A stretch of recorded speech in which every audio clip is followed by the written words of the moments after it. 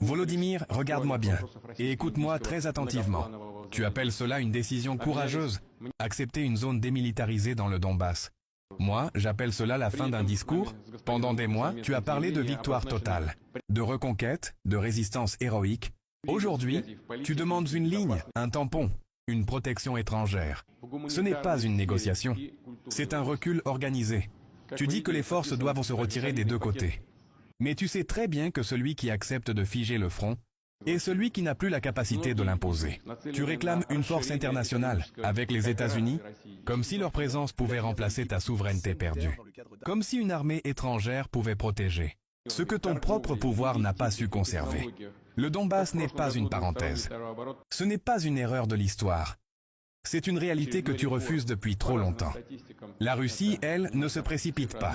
Elle ne supplie pas pour la paix. Elle impose un cadre, lentement, méthodiquement. Cette zone démilitarisée n'est pas ton choix. C'est ta dernière option acceptable. Tu voulais entrer dans l'histoire comme un héros. Tu y entreras comme un président qui a confondu soutien médiatique et puissance réelle. Souviens-toi de ceci, Volodymyr. Les guerres ne se terminent pas quand les caméras se taisent.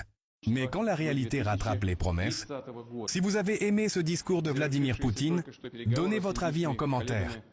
Partagez massivement la vidéo et abonnez-vous pour plus de géopolitique.